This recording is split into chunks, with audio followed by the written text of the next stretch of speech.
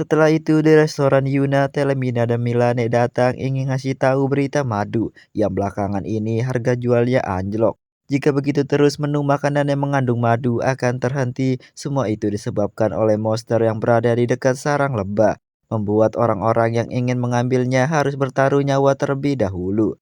Yuna pun memutuskan untuk pergi ke kuil petualang terlebih dahulu. Helen mengatakan misi itu belum ada yang mau mengambil, sebab monster yang ada di sarang tersebut adalah kelompok orc.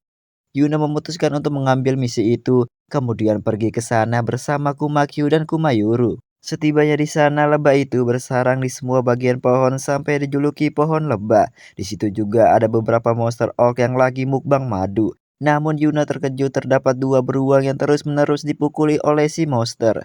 Yuna semakin marah melihat ada anak beruang yang ditendang oleh monster itu. Yuna langsung melesat menyerang si monster, lalu memukul pemimpinnya sampai si monster tumbang. Udah selesai, Yuna segera menyembuhkan dua orang tua beruang itu. Anak-anaknya mengucapkan terima kasih. Yuna meminta mereka untuk menjaga tempat ini dan jangan pernah menyerang manusia saat ingin mengambil madu itu. Singkatnya, Yuna kembali dengan membawa sedikit madu dan mengatakan misinya telah selesai. Kemudian Bu Mauri dan Karim merasa senang, harga madu kembali normal dan restoran Yuna masih bisa menjual menu yang mengandung madu lagi. Clip pun datang bersama Noir, ngasih surat pesan Tuan Putri ingin kembali bertemu Yuna, dan istri Clip Elorora ingin bicara hal pribadi dengan Yuna. Yuna juga mengucapkan terima kasih kepada Clip beruang yang waktu itu diizinkan tinggal di situ, dan tidak akan diburu oleh para petualang. Setelahnya Yuna tiba di ibu kota bertemu Flora. Yuna juga bertemu dengan ibunya bernama Kitea. Kemudian Yuna memberikan oleh-oleh pancake menu baru dari restoran Yuna yang mengandung madu untuk mereka. Raja dan Katea ingin meminta resep puding kepada Yuna dan Yuna pun memberikannya. Namun disuruh untuk jangan memberikan kepada orang lain. Yuna juga memberikan hadiah lanjutan buku cerita perjalanan Yuna untuk Flora. Elolora meminta untuk buku itu dibuat menjadi banyak sebab Flora selalu berkeliling membaca dengan orang-orang yang ada di kerajaan, membuat semua orang pada suka dan ingin memberikannya kepada anak mereka. Sebenarnya Yuna merasa malu dengan gambaran dan cerita buatannya, namun karena mereka memaksa, jadi Yuna mengizinkannya. Elora pun mengajak Yuna bicara berdua. Si dia meminta Yuna untuk mengawal anak-anak akademi yang ada kegiatan latihan berpetualang. Tentu si Yuna menolak sebab terlibat dengan anak-anak bangsawan yang pasti akan merepotkan. Namun Elora memaksa dan mengatakan akan berhutang jika Yuna mau. Yuna pun terpaksa menerima permintaan itu. Hari pengawalan pun tiba. Yuna akan mengawal 4 orang, Marik, Stimol, Katela, dan Sia. Tentu si dia kaget petualang yang akan mengawal mereka berpakaian aneh gitu. Jelas meremehkan Yuna. Walaupun udah diyakinkan oleh Elolora, Yuna adalah pilihannya dan sangat kuat. Namun mereka tetap meremehkannya, bahkan ingin melihat kartu tanda petualang Yuna. Yuna pun memberikannya dan setelah dilihat dan mengetahui jika terjadi apa-apa kepada Yuna, mereka tidak akan tanggung jawab. Mereka pun setuju. 職業、これもしかしてあれじゃね？あれ？ Sambil jalan, Sia minta maaf dengan sikap temannya itu. Yuna bertanya tentang bisikan mereka tadi apa maksud itu. Sia memberitahunya maksud dari mereka Yuna disangka membeli prestasi petualang dengan sebuah uang. Sebelum jalan, Yuna digas oleh Myrix dan Timol. Dengan sombong, Yuna disuruh untuk jangan bertingkah bodoh yang membuat nilai mereka menjadi kecil nantinya. Tentu Yuna kesal dengan kelakuan mereka. Perjalanan pun dimulai. Setelah berjalan seharian, mereka tidak ada kendala sama sekali dan memutuskan istirahat di situ. Anak-anak membagi tugasnya masing-masing. Kemudian di malamnya, tim cewek diberikan tidur terlebih dahulu, sedangkan Marix dan Timol berjaga. Lalu hampir pagi, Sia gantian berjaga. Yuna pun menemaninya dan saling curhat untuk hari ini. Besoknya di perjalanan, Kumakyu dan Kumayuru merasakan monster mendekat. Yuna pun membisikkan itu kepada Sia segera ngasih tahu temannya, namun mereka tidak percaya dan selagi itu benar dia hanya mengakui kemampuan dari dua beruang Yuna, bukan Yunanya. Si Goblin pun datang, mereka langsung bertarung dengan berbagai kemampuan dan sihirnya masing-masing.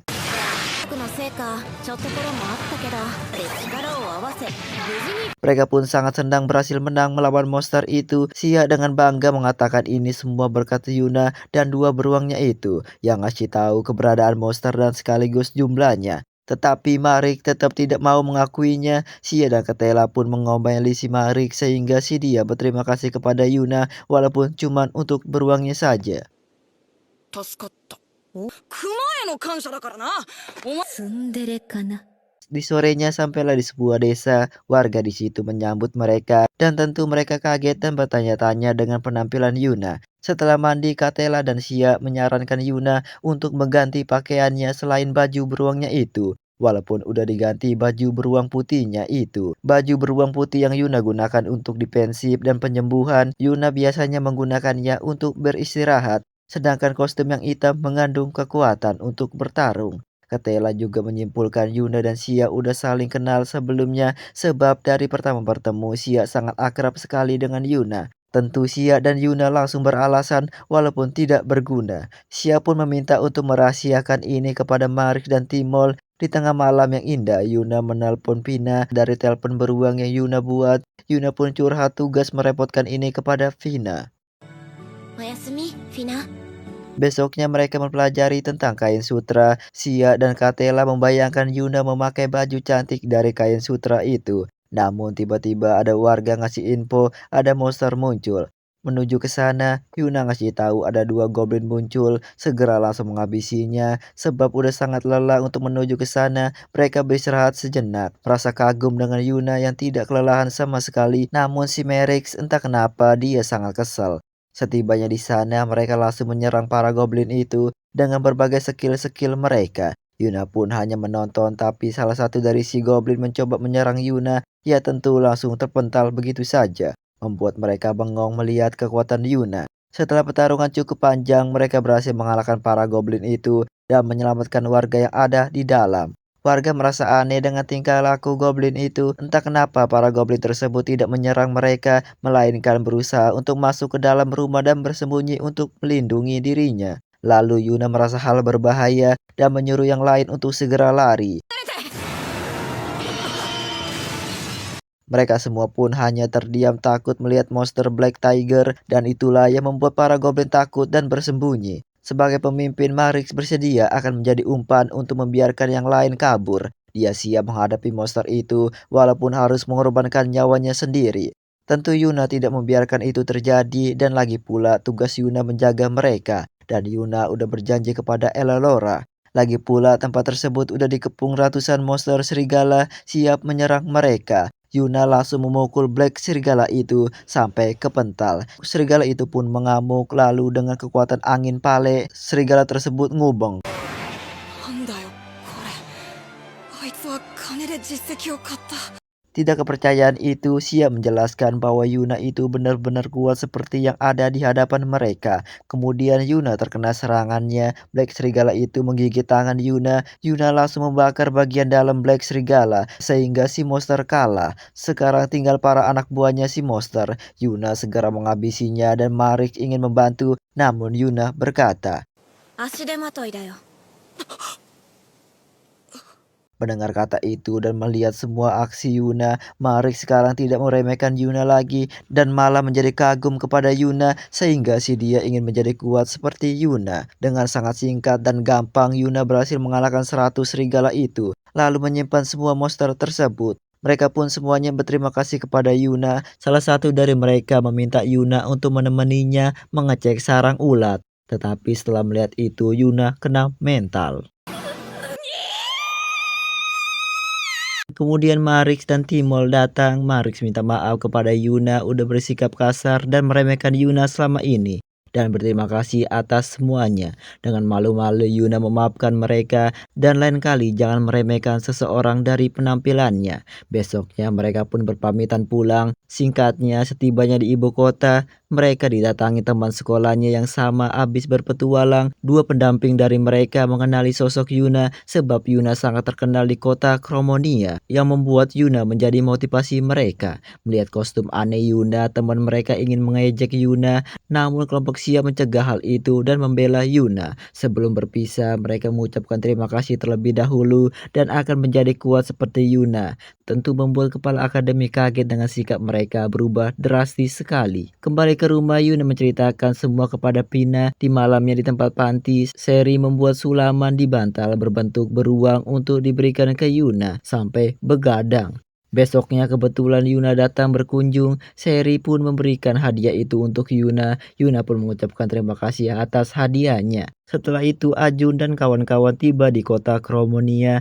Mereka bertemu dengan Yuna di panti. Setelahnya Yuna membawa mereka untuk mukbang di restorannya. Untuk masalah bisnis masakan hewan laut yang akan mereka jalankan, Yuna membawa mereka ke restoran yang akan mereka jalankan, sekaligus tempat tinggal dari mereka. Besoknya Yuna membawa Telemina untuk menjadi manajer bisnis ini. Mereka pun langsung merapatkan dan menyiapkan semua kebutuhan. Lalu Milane datang ngasih kabar gembira kalau kapal dari kota Wa tiba di kota Milia yang membawa beras pesanan Yuna. Yuna pun senang dengan begini restoran menu masakan laut bisa dihidangkan dengan semangkuk nasi. Milane juga membawakan kostum beruang untuk karyawan yang sama dengan restoran Yuna. Tentu Yuna kaget dengan hal itu, namun itu lucu. Ajun merasa mungkin ukurannya tidak akan pas kepada mereka karena melihat anak-anak yang memakai kemarin. Namun Milane udah mengetahui semua ukuran Ajun dan yang lain tanpa diukur sama sekali. Ajun pun kaget dengan kehebatan Milane. Tetapi mereka semua merasa tidak cocok dengan pakaian yang imut itu sebagai orang dewasa. Yuna pun berpikir dan teringat Sari yang hebat membuat sulaman. Yuna berencana untuk memakai apron saja untuk baju karyawan dengan ada sulaman beruang di apron tersebut buatan Sari. Milane pun merekomendasikan tempat penjahit yang cocok untuk memproduksi itu. Besoknya Yuna menemui Seri, membicarakan semuanya kepada Seri. Setelah mengerti, Seri mau. Setibanya di tempat tersebut, Seri merasa kagum dengan semua bahan yang ada di situ. Mereka pun saling mengenalkan diri masing-masing. Si istri bernama Naru dan si suami bernama Temoka. Besoknya Seri memulai membuat apron dengan didampingi oleh mereka. Kemudian singkatnya buatan Seri berhasil dibuat sebab melihat Seri sangat berbakat. Temoka menawarkan Seri untuk magang di tempatnya. Langsung saja Seri menemui Yuna untuk memberikan apron buatannya. Setelah dicoba, mereka semua merasa senang dengan buatan Seri dengan sangat bagus. Namun entah kenapa Seri merasa murung dari tadi dan langsung kembali pulang. Besoknya Yuna mencari Seri penasaran apa yang terjadi kepadanya. Seri bercerita ia kemarin ditawarkan bekerja di tempat Temoka. Tapi ia menolak sebab Seri udah berjanji untuk mengurus peternakan ayam bersama yang Yuna berikan waktu itu. Seri merasa jika ia bekerja di sana sebagai tukang jahit itu tidak adil. Walaupun sebenarnya ia sangat mau bekerja di sana. Yuna menyarankan untuk coba bertanya dan berkata jujur kepada mereka semua. Yuna yakin mereka tidak akan marah. Dengan penuh tekad dan mendapatkan motivasi dari Yuna, Seri mencoba bicara jujur kepada mereka semua. Ya tentu mereka semua tidak marah, melainkan tersenyum, sangat setuju dan mendukungnya bekerja di sana. Ibu panti juga sangat setuju, lagi pula itu hobi Seri. Besoknya secara resmi, restoran beruang menu masakan laut dibuka.